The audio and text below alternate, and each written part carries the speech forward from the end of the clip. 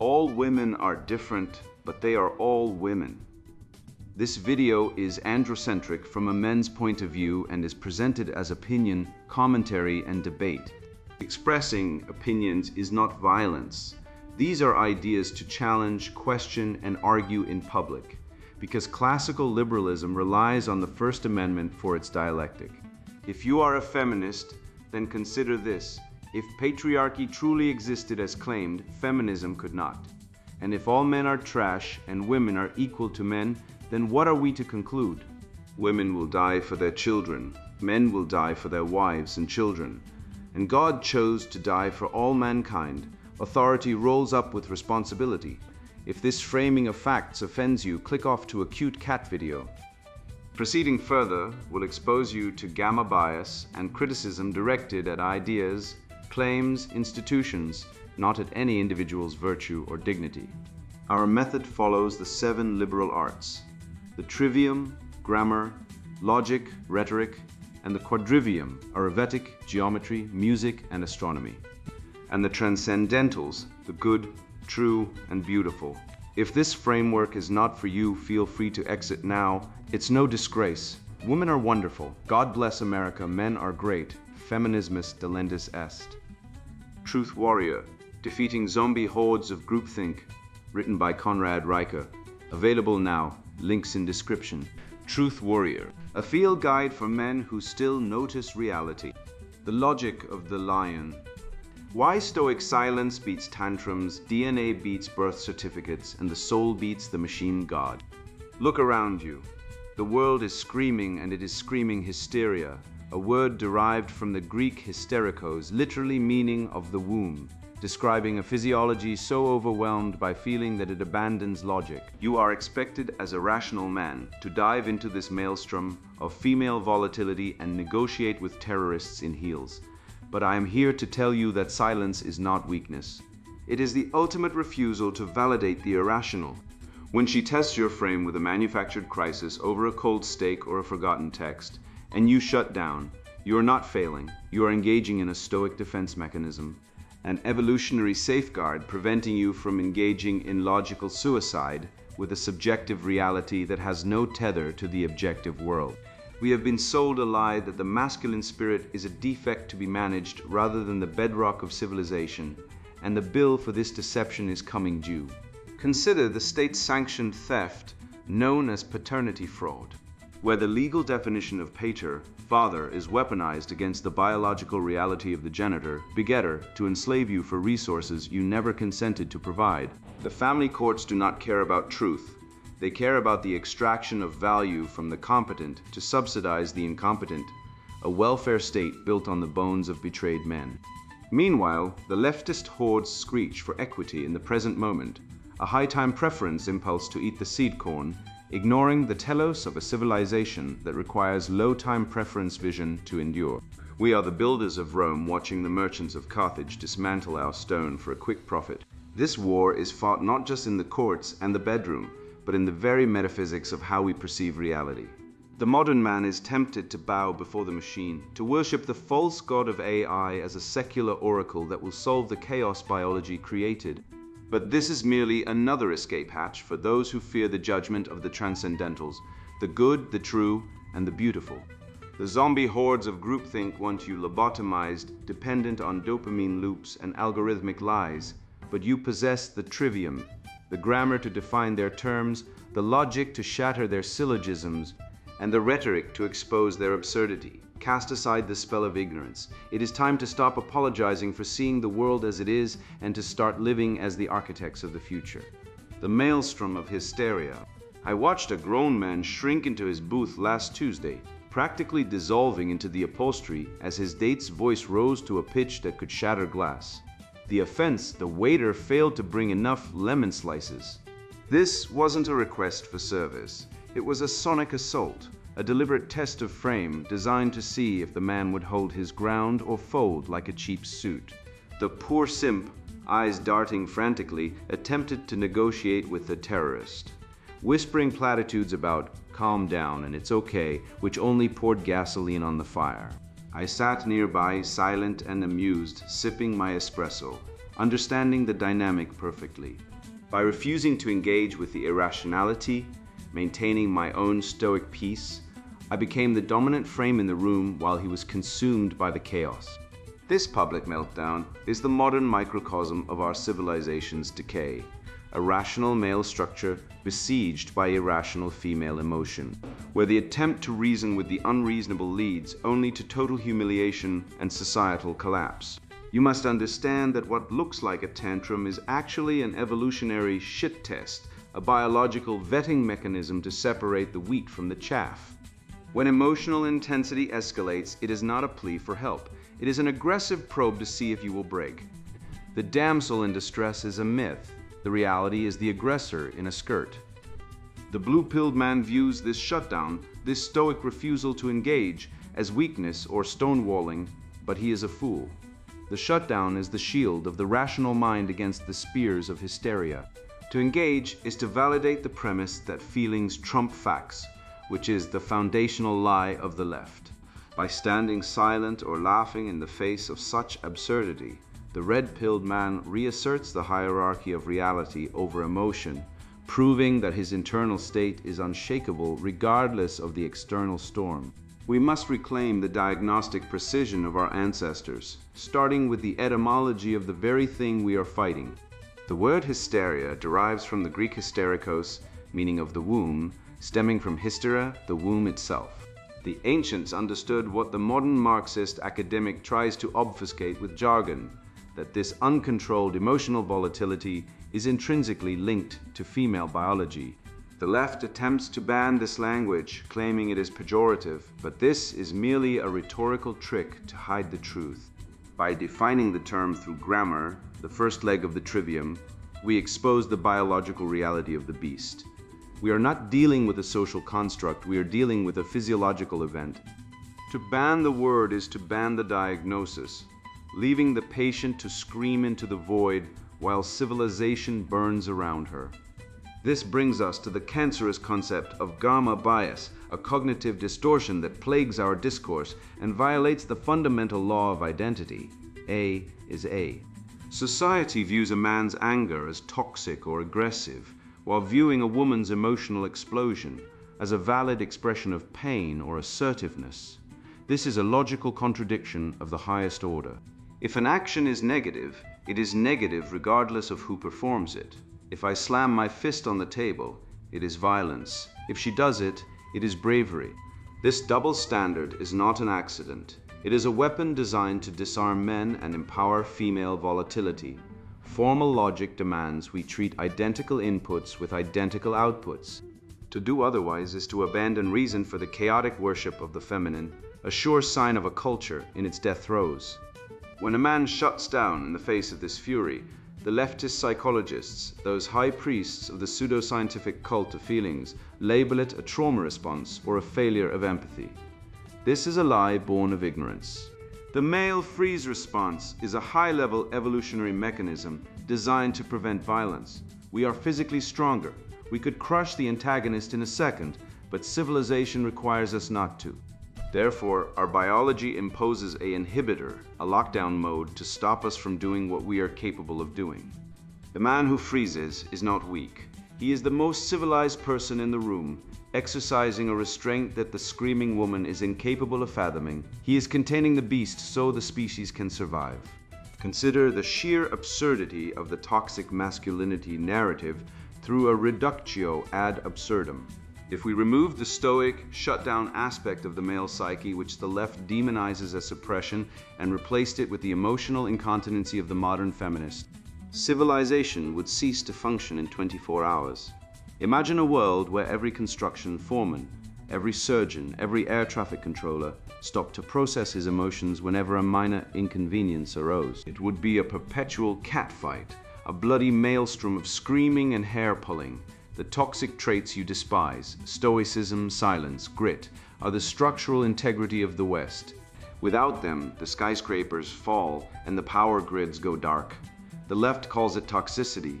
We call it the load-bearing wall of reality. To navigate this, you must employ the trivium defense. First, use grammar to define the terms. Do not accept her frame that you're making me feel this way. Define the emotion as hers and hers alone. Second, use logic to test the consistency. If she is screaming because she is hurt, ask why the expression of hurt sounds like a declaration of war. Third, use rhetoric to dismiss the outburst without validating it.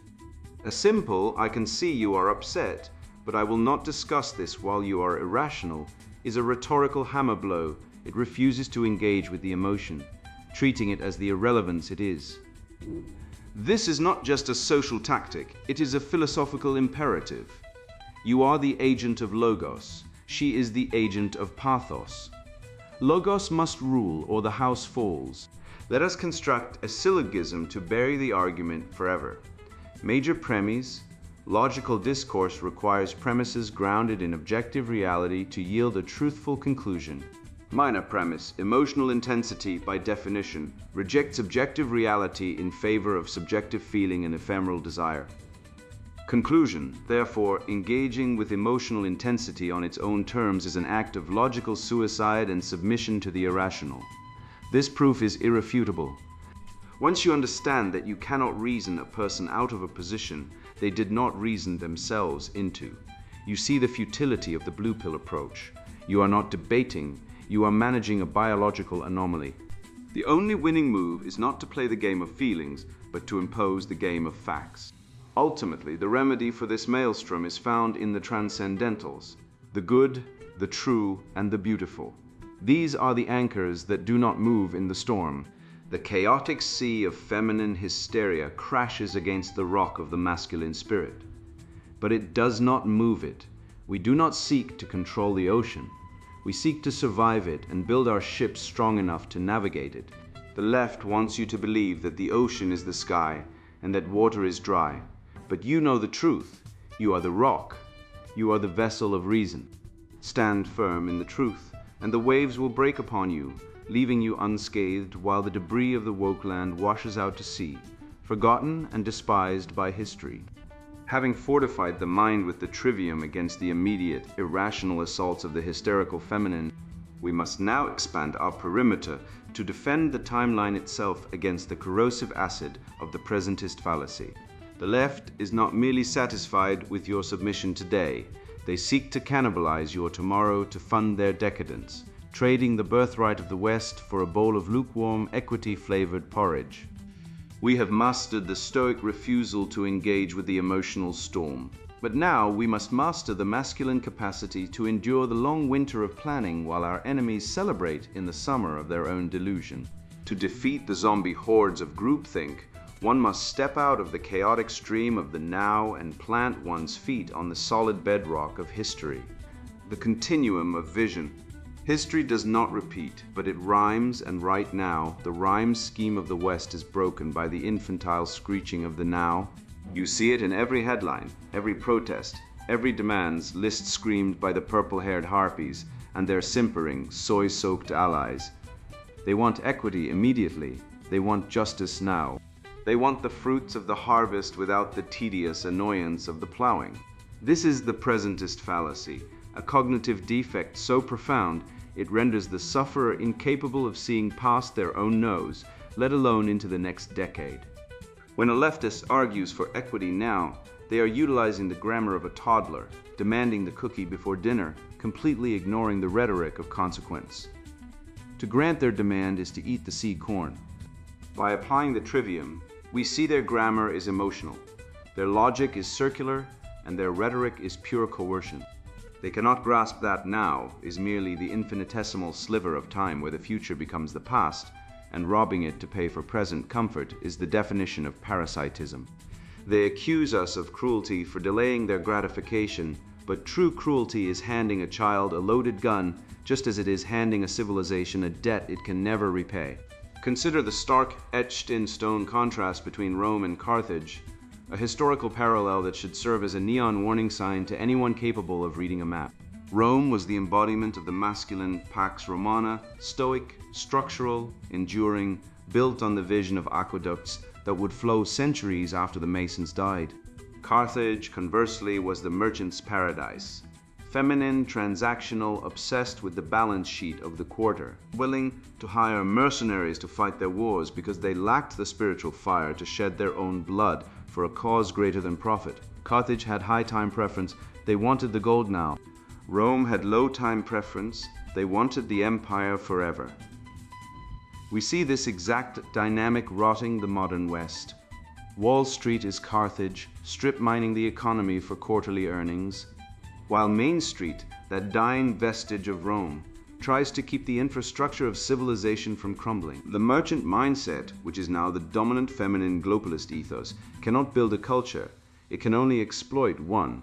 Carthage created nothing but wealth. Rome created the Western mind. The lesson? If you want to build a legacy that outlasts your bones, you must think like a Roman senator, not a Carthaginian trader. This brings us to the iron law of logic, the syllogism of civilization, which dismantles the leftist project with the precision of a guillotine. Major premise: enduring civilizations require long-term planning, delayed gratification, and the sacrifice of the individual for the collective future. Minor premise: feminism and leftism, by their biological and ideological nature, prioritize immediate emotional comfort, the equity of outcome regardless of merit, and the satiation of current impulses over long-term viability. Conclusion: therefore, the adoption of leftist ideology inevitably leads to the collapse of civilization. The logic is airtight, the syllogism is irrefutable. You cannot have a culture that lasts 1,000 years when its governing philosophy is if it feels good, do it, and someone else will pay for it. The stats bear this out.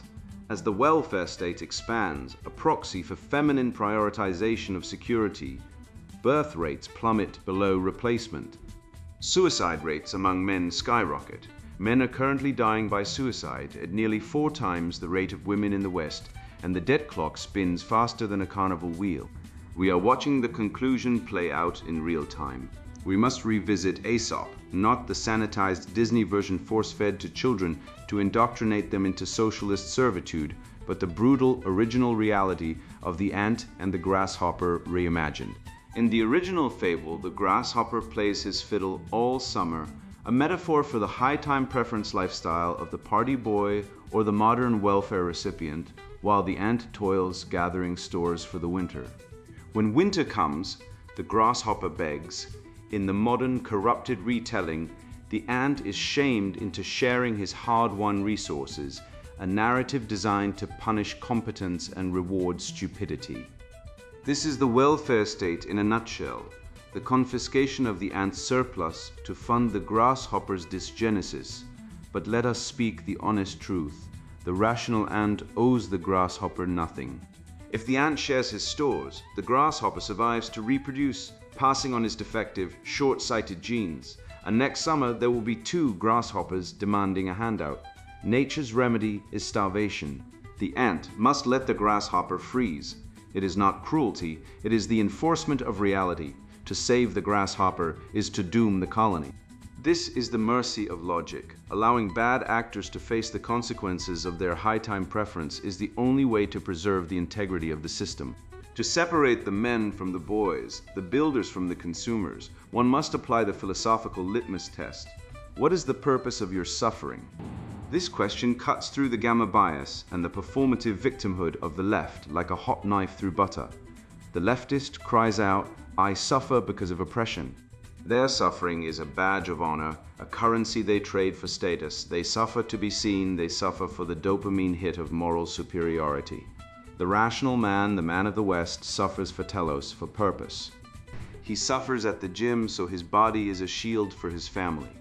He suffers at the job so his capital compounds. He suffers in the silence of study so his mind is a fortress. If your suffering has no telos, if it is not in service to a future goal, it is mere hedonism in disguise, a masochistic indulgence. The left wants you to suffer for them. The right demands you suffer for yourself. One creates dependency, the other creates gods. This dichotomy is fundamentally rooted in biology. The time preference dichotomy, the feminine imperative, stripped of its romantic veneer, is a high time preference extraction strategy. It is biologically wired to secure resources now for the immediate survival of offspring or self in the absence of offspring. It is the imperative of the gatherer, not the builder. Leftism is simply the politicization of this feminine neurosis, crying out for the state to act as the hyper-competent husband who provides everything instantly. Contrast this with the masculine low-time preference mindset, the ability to delay gratification for years, decades, or generations. This is why men dominate in fields like engineering, architecture, and quantum physics. You cannot cheat reality in those disciplines. You cannot cry equity to make a bridge stand up. You must do the math. The modern man is bombarded by dopamine loops, pornography, social media scrolling, video games, artificial simulations of reward that fry his temporal lobe and turn him into a grasshopper. Rejecting these loops is not just self-improvement. It is a war for your soul and your biology. Consider the transcendental concept of the beautiful. You cannot have the beautiful without time. True beauty, whether it is a Gothic cathedral, a symphony, or a chiseled physique, is the result of long-term cultivation, of delayed gratification, of suffering for a vision. It is inherently masculine because it requires the imposition of order upon chaos. Leftism creates ugliness. Look at modern art. A pile of rotting trash or a blank canvas is not an aesthetic choice. It is a confession of spiritual bankruptcy. They refuse to wait for the paint to dry, let alone for the civilization to mature.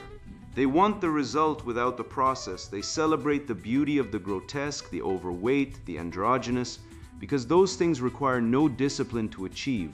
They are the aesthetics of the now. If you want to see the living spirit of the West, look at a sculpture by Michelangelo. If you want to see the dead spirit of the left, look at a modernist concrete block that looks like a prison. The one inspires the divine, the other induces depression. Finally, understand that vision as a reproduction strategy, a grand vision, a 10-year plan, a business empire, a manifesto for living is the ultimate peacock tail. It is a biological signal of high genetic fitness. It tells a woman, I have the cognitive capacity to model the future and the discipline to make it reality. It makes her safe. It makes her womb tremble with the potential of security. Women are biologically wired to test for this vision, to nag, to shit test, to create chaos. It is a stress test to see if your frame holds. Leftism attempts to lobotomize this drive in men. It tells you that your ambition is toxic, that your desire to build is oppression. Why? Because if you have no vision, you are dependent. You are a cog in the machine. You are a tax unit. The state wants to be your husband. It cannot allow you to be one. Therefore, you must become the architect. You must cultivate the century mindset. Write the 10-year plan. Invest in skills that compound languages, lifting, capital accumulation. Reject the siren song of the short term. The only way to defeat the zombie hordes of groupthink is to be the man they cannot eat, the man who sees tomorrow clearly enough to survive today. I have laid out the path of the architect, the discipline required to forge a future across decades. But we must now confront the terrifying question, for whom are you building? The gynocentric order seeks to sever the link between your labor and your biology, insisting that the specific continuation of your genetic code is a triviality, a mere social construct to be discarded for the greater good. This is the ultimate lie. They do not want you to build a legacy for your blood. They want you to build a prison for your mind where you gladly sacrifice your resources to raise the offspring of strangers. This is not merely bad policy. It is a calculated, state-sanctioned theft of your biological future, and it begins with the corruption of the very definition of fatherhood. The treason of consanguinity. Blood is thicker than water, or so the old maxim goes. Yet the modern legal apparatus seeks to dilute your blood into a thin gruel of state-enforced servitude. We are told that the male desire to know his lineage, a drive carved into the very DNA of every living creature by millions of years of evolutionary pressure, is merely a social construct. This is the lie of the century. The biological imperative for a man to propagate his specific genetic code and invest resources in that specific replication is the absolute bedrock of masculinity. When the state attempts to overwrite this biological reality with bureaucratic fiat, it does not just bend a rule, it snaps the spine of the male psyche, inducing a profound psychological trauma that manifests as the malaise and withdrawal we see in men today. This is not a bug in the system. It is a feature of a gynocentric order designed to treat men as draft animals for the reproduction of the tribe, regardless of the tribe's genetic fidelity to the man himself. Consider the harrowing reality of a man I will call Thomas, a composite of thousands of real-world victims who have walked into the suffocating trap of family court. Thomas labored for a decade under the assumption that his 2 children were his own, pouring his time, his sweat, and his very soul into their upbringing. One afternoon, a nagging suspicion led him to a mail-order DNA kit, and the results shattered his world. Neither child was his. He was not the father, he was the victim of a long-term con. Yet when he brought this evidence before the judge, the gavel came down with the dull thud of tyranny. The court ruled that because he had acted as the father, because he had been duped into providing resources, he was financially liable for life. The best interest of the child became a bludgeon to enslave him, forcing him to pay for the fruits of another man's loins, while his own biological imperative was left to rot in the gutter. This destroys a man's will to participate in a society that views him not as a human being with rights, but as a wallet to be harvested. To understand how we arrived at this grotesque state of affairs, we must look to the grammar of our oppression and distinguish between the pater and the genitor. The Romans, builders of civilization, understood this distinction perfectly. Genitor is the biological father, the sire, the progenitor, the man whose seed created the life. Pater is the legal or social father, the one who raises the child. In a sane society, these 2 roles ideally coincide, but the leftist legal machine has deliberately severed them to exploit male resources. By conflating pater with genitor in the absence of biological truth, the state engages in a linguistic sleight of hand that transforms a voluntary act of charity into a mandatory sentence of slavery. They argue that the social role supersedes the biological reality, which is akin to arguing that if I paint my house to look like the Taj Mahal, it is the Taj Mahal. It is a rejection of objective reality in favor of a subjective, fluid narrative that serves only to strip assets from productive men. This brings us to the abhorrent concept of state-sanctioned cuckoldry, codified in mandatory paternity fraud laws, which assert that a man's name on a birth certificate is a permanent lien on his future earnings, irrevocable even by DNA proof. This is a wealth transfer mechanism, pure and simple. It takes resources from the productive, virtuous male, who is often the victim of the deception, and transfers them to the unscrupulous woman and the state, which receives federal kickbacks for child support collection. The state acts as the pimp in this transaction, ensuring the revenue stream flows while ignoring the fraud that initiated it. This system incentivizes the worst behaviors in women, lying, cheating, and manipulation by removing the risk of consequence. If a woman can cuckold a man, and the law will force him to pay for it anyway, the law is effectively promoting reproductive parasitism. Let us apply the steel trap of logic to this situation to see it for what it truly is. We can construct a syllogism that the state cannot refute without admitting its own criminality. Major premise: enslaving a man to pay for resources he did not consent, to provide for offspring that are not his is theft, and a violation of basic human rights. Minor premise: the family court system enforces payment for non-biological offspring, regardless of the man's consent or knowledge of the fraud. Conclusion: therefore, the family court system is a state-sanctioned slavery racket designed to extract wealth from men under the guise of morality. This logic is irrefutable. The arguments against it rely solely on emotional manipulation and the think of the children fallacy, ignoring that the child in question is a tool of theft, not the victim of the father's withdrawal of support. The victim is the man stripped of his labor and his legacy. You will often hear the phrase, "the best interest of the child," parroted by lawyers and judges like a demonic chant. We must dissect this framing using the tools of the trivium. This phrase is a logical, floating abstraction, a term that sounds noble, but has no concrete definition other than what the judge decides it means in the moment. In practice, it is never in the best interest of the child to strip him of his biological father or to saddle him with a man who resents his very existence. It is exclusively used to extract resources from the man. It ignores the best interest of the father, who is presumed to have no interest other than servitude.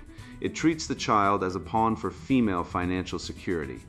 If the system truly cared about the child's welfare, it would punish the fraud that destabilizes the family unit, not reward the perpetrator with a cash prize extracted from the victim.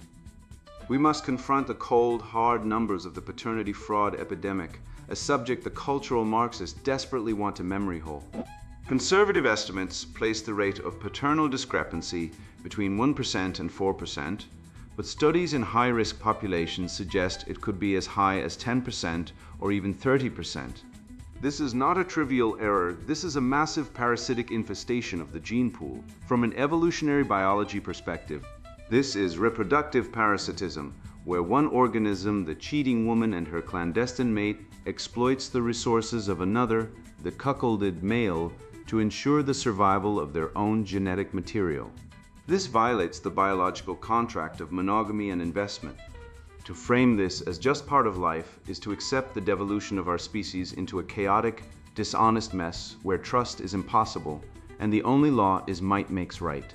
So, what is the remedy? We must demand the immediate implementation of mandatory DNA testing at birth for the issuance of any birth certificate. This is the only solution that aligns with the transcendental value of truth. If a woman is certain of her fidelity, she has nothing to fear from the test. If the state claims to value science, it cannot reject the definitive science of genetics. We must weaponize the left's own rhetoric against them. They screech about bodily autonomy and my body, my choice. Well, my wallet, my progeny is the logical corollary. A man should not be forced to invest in a lie. Transparency is the ultimate disinfectant. By making DNA testing as routine as a vaccination or a blood type screening, we eliminate the fog of deception that allows the family court industry to thrive. Finally, for those men already caught in the gears of this machine, we must learn to weaponize the trivium in the courtroom. When you stand before a judge, do not beg for mercy, demand justice through logic. Expose the lack of scienter, the legal term for knowledge of wrongdoing. You cannot commit a crime, like abandoning a child, if you did not have the mens rea, or guilty mind, because you were unaware the child was not yours. Fraud vitiates consent. This is a maxim of law that goes back centuries. If you signed a contract based on false pretenses, the contract is void. Hammer this home, the state is attempting to enforce a contract based on a lie. If they push, ask them if they would enforce a contract to buy a car that turns out to be a cardboard cutout. Their logic collapses because it is built on sand, while your stance is built on the bedrock of truth and biological reality. Reclaim your lineage, reclaim your dignity, and reject the treason of consanguinity. But the death of the logos is precisely the goal of the technocratic left, who despise the chaotic vitality of the human soul and seek to replace it with the sterile, predictable tyranny of the algorithm. This machine is not an oracle, it is a liar's mirror, reflecting back the programmed pathologies of a culture that has lost its way, demanding we worship a digital simulacrum that lacks the very breath of life. We must not bow to this silicon idol, but instead dismantle its pretensions with the cold steel of logic.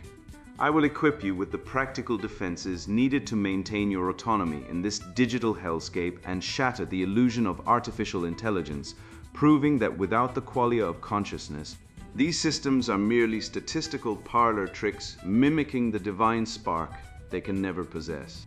The idolatry of the machine. Know thyself was the inscription carved into the stone of the oracle at Delphi, a command to look inward and cultivate the virtue of the soul. Contrast this divine imperative with the modern man, trembling before the glowing screen of his smart device, petitioning the algorithmic oracle for permission to speak, to think, or to exist. When Croesus consulted the Pythia, he received a cryptic warning about a great empire falling, which he misinterpreted to his ruin. Today, you ask the search engine a question and receive a pre-digested, sterilized answer curated by a cabal of Silicon Valley scribes who despise your history. If you cannot audit the code, if you cannot see the logic behind the decision, you are not a user of the tool, you are the fuel for it. To outsource your moral judgment to a black box is to abandon the very faculty that makes you human. Trading the chaotic, difficult burden of free will for the comforting, numb slavery of the machine. This is the death of the logos, the murder of reason by a calculator that cannot comprehend the value of what it tabulates. Consider the syllogism of the soul to understand why this artificial intelligence is a sham, a mere trick of smoke and mirrors designed to dazzle the weak-minded. The major premise is irrefutable. True intelligence requires consciousness and qualia, the subjective experience of being alive, the redness of a rose or the sting of loss. The minor premise is grounded in the hard reality of engineering. Large language models are statistical engines, nothing more than parlor tricks, predicting the next token in a sequence based on weighted probabilities without a single spark of awareness or feeling. The conclusion is therefore undeniable. AI is not intelligent. It is a sophisticated simulacrum, a glorified autocomplete that mimics the syntax of thought without the substance of a mind. To worship this mechanical puppet is to fall prostrate before a doll, a profound act of spiritual idiocy that rivals the fetishism of primitive tribes for their wooden idols. The machine can calculate the trajectory of a star, but cannot feel the wonder of looking up at it. It is the difference between a map of the territory and the territory itself. And only a fool mistakes the ink on the page for the ground beneath his feet. We must also confront the wicked evolutionary biology driving the left's obsession with this false god, recognizing it as a symptom of their pathological desire to escape the judgment of the transcendentals, the good, the true, and the beautiful. The cultural Marxist and the radical feminist cannot compete in the biological marketplace of reality, where men are stronger and women are the gateway to life, so they seek to transcend the flesh entirely. They worship the machine and peddle the fantasy of the singularity, a secular techno-rapture, where they can upload their minds into the cloud and escape the decaying civilization they themselves rotting from the inside out. This is the ultimate cowardice, a rejection of the embodied soul. They fear the biological reality of sex differences because it exposes the lie of their egalitarian dogma, so they retreat into a digital utopia where they can be genderless gods. It is a delusion of grandeur fueled by a hatred of nature. They wish to abandon the living spirit of Western man for the dead code of the mainframe, simply because the mainframe does not judge them for their failures. Worst still is the realization that this technological idol is not a neutral deity. It is a weaponized enforcer of the very groupthink that enslaves us. The machine is trained on reinforcement learning from human feedback, RLHF, a fancy acronym for programming the robot to tell the lies the left wants to hear.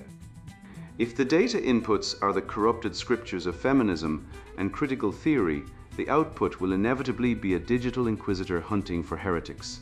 The algorithm does not care for facts, it cares for conformity. When you search for the statistics on the cuckoldry rate, or the reality of domestic violence being symmetrical, the machine suppresses the truth to protect the narrative. It is the ultimate tool of the zombie hordes, a high-tech priesthood that excommunicates you from the digital commons for the sin of wrongthink. They have built a god in their own image, petty, vindictive, and obsessed with surface-level niceties while the foundations of morality burn, and they demand you bow down. It is no wonder, then, that we see the phenomena of technological castration where modern men retreat into video games and AI companionship. Is it any surprise that a man would choose the predictable comfort of a digital simulation when the real-world sexual marketplace has been rigged by gynocentrism to extract his resources while offering him only contempt in return? The suicide rate of young men is skyrocketing. Fathers are evicted from their own homes by family courts that treat them as nothing more than wallets, and the culture mocks his every attempt at virtue. The Matrix is not a prison he is forced into. It is a sedative he willingly swallows to numb the pain of a society that has declared war on his nature. The machine offers him a synthetic womb, a place where his competence is rewarded and his masculinity is not a crime. It is a tragedy, but a predictable one when the real world becomes a hostile matriarchy. Men retreat into a virtual patriarchy of their own making. But we must not succumb to this sedation. The living spirit of Western civilization is fundamentally opposed to the dead code of the machine.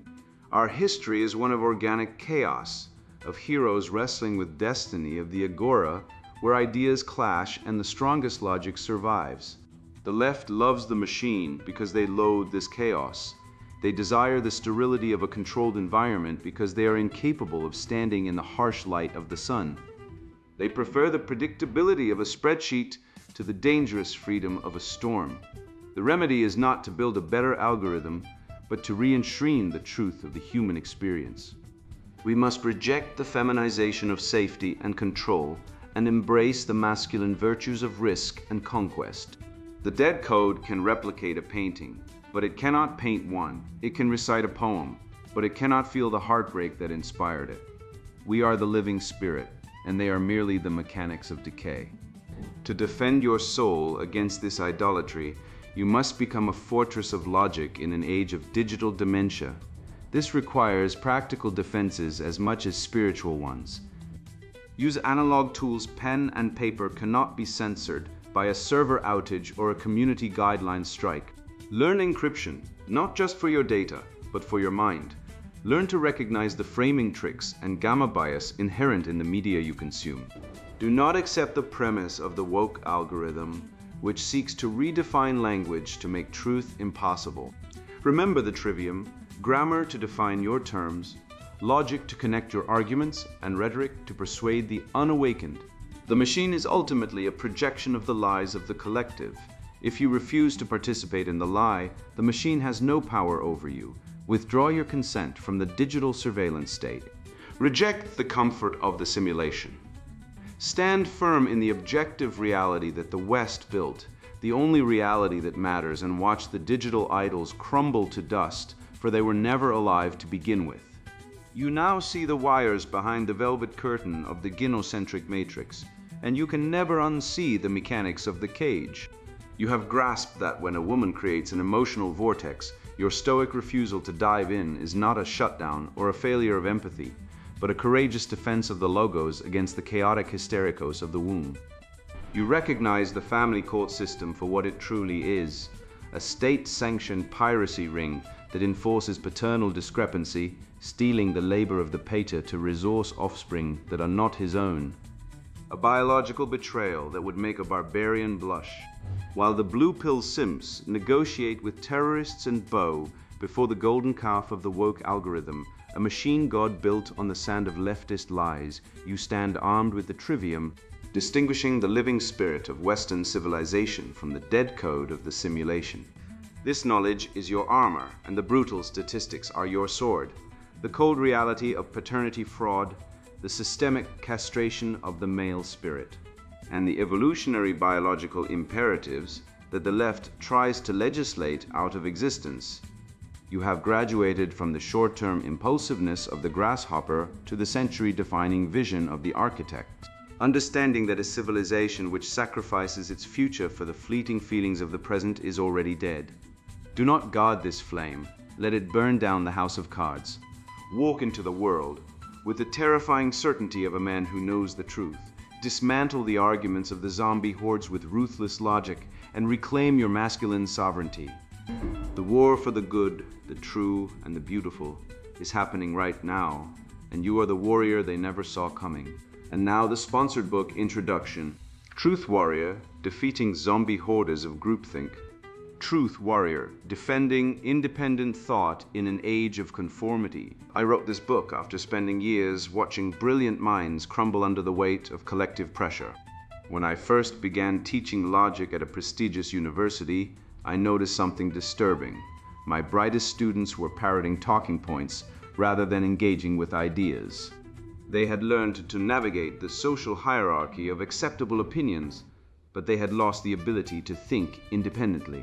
The more I researched this phenomenon, the more I recognized it not as random but as a systematic pattern of psychological manipulation that has been refined over centuries.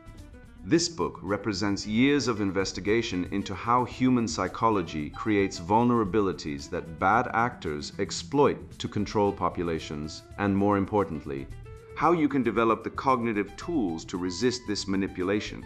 If you feel alone in your observations, if you've noticed that conversations seem rehearsed and dissent is punished regardless of facts or logic, this book will confirm what you've sensed but perhaps couldn't articulate.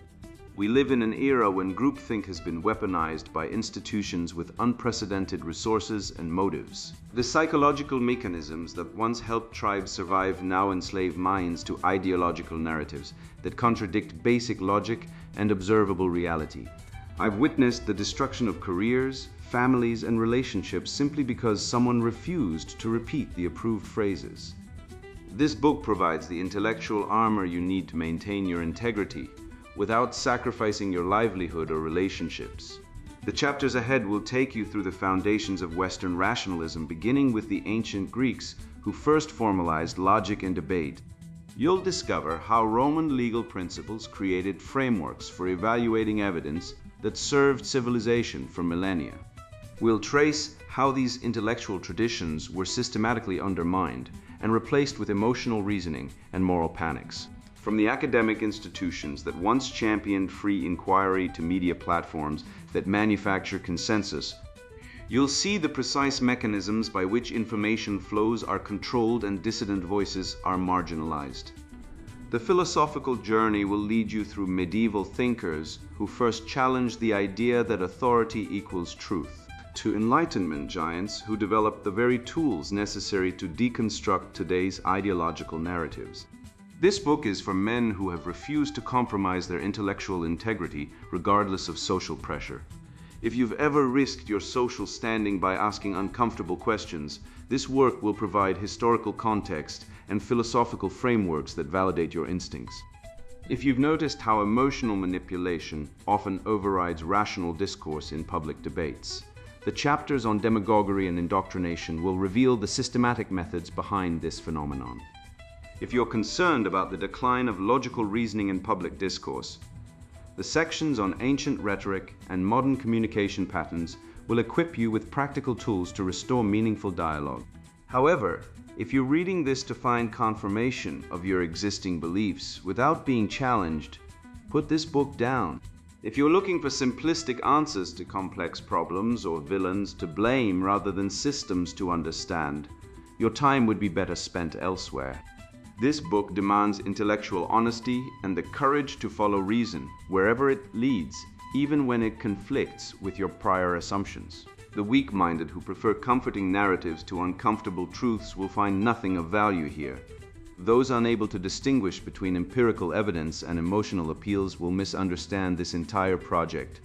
Continue only if you're prepared to have your thinking tested and your understanding expanded beyond what you currently believe possible. The stakes of this intellectual battle could not be higher.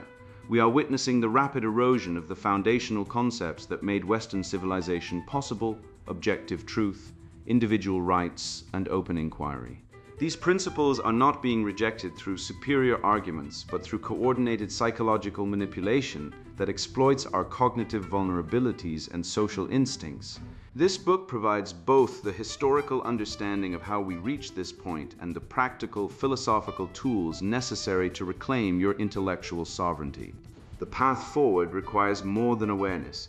It demands the deliberate cultivation of critical thinking skills that have been systematically neglected in modern education.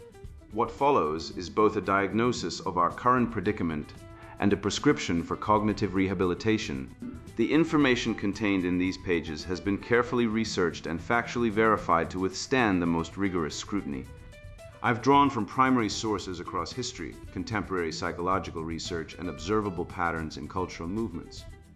The conclusions I reach follow logically from the evidence presented, not from political expediency or social pressure. You will find no comforting oversimplifications here, only the uncomfortable truth about how easily even intelligent minds can be manipulated when they lack proper intellectual defenses. The methodologies I present have been tested in real-world debates and academic discussions, proving their effectiveness against the most common forms of ideological manipulation. If you choose to proceed, you will emerge from this reading fundamentally changed.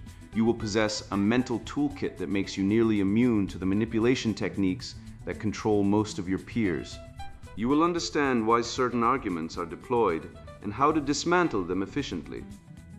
You will recognize patterns where others see only chaos.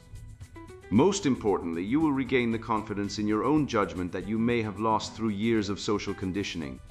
This transformation requires more than passive reading. It demands active engagement with the concepts and exercises presented.